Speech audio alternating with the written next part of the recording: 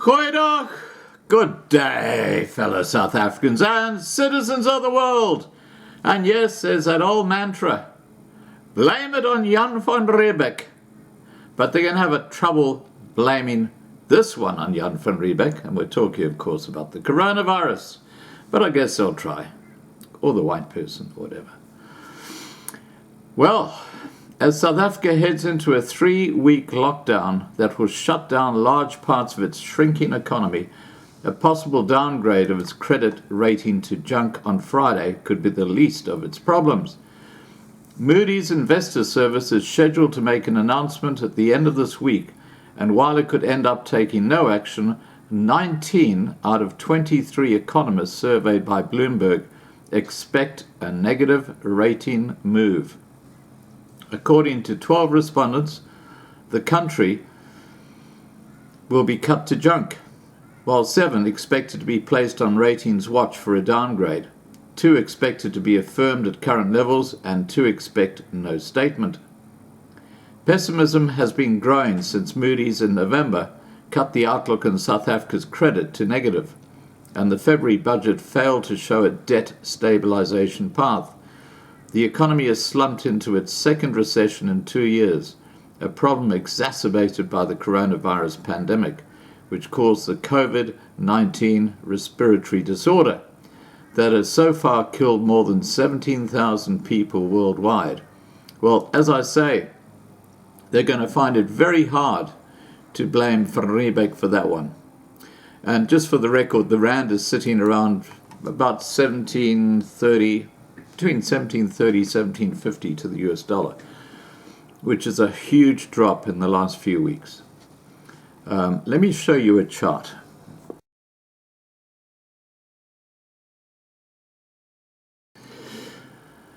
The COVID-19 has certainly added to the underlying economic pressures, said Tabi Leoka, an independent economist in Johannesburg. Debt seems to increase in perpetuity. This is a problem.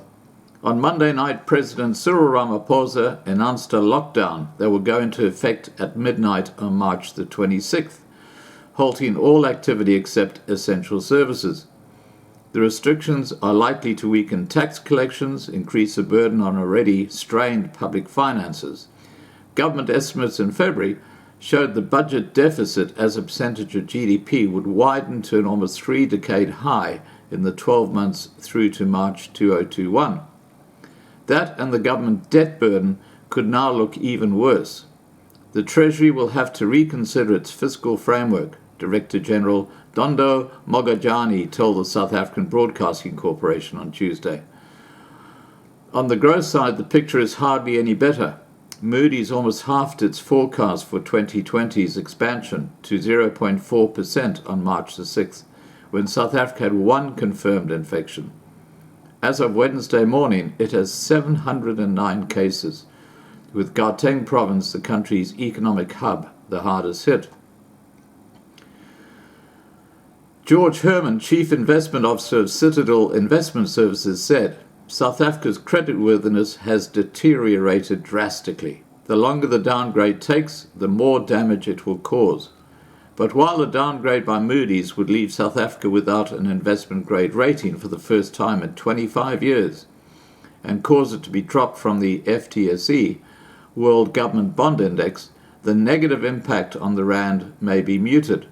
That's because virus-driven fears have already resulted in significant outflows, driving the currency 14% lower against the dollar in the past month. Given that backdrop, the reality of a long-feared downgrade could even come as a relief, said Mike Schussler, chief economist at economist.co.za. Free from worries about a downgrade, South Africa's monetary and fiscal policy decision-makers could take decisive action at a time when rules have been dumped to help keep economies alive globally. South Africans' bonds soared on Wednesday after the central bank said it will start buying debt in the secondary market in an unprecedented intervention to boost liquidity.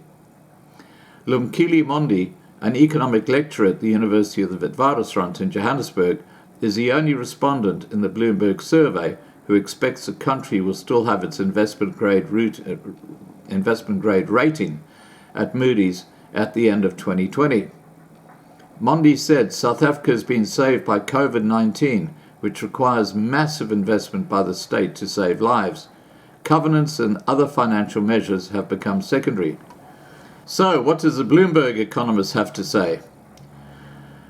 Boenkotlo Gaselawe, African economist, said President Cyril Ramaphosa's swift and decisive handling of the crisis will probably stay Moody's hand for now, until the extent of the damage to the economy is fully understood.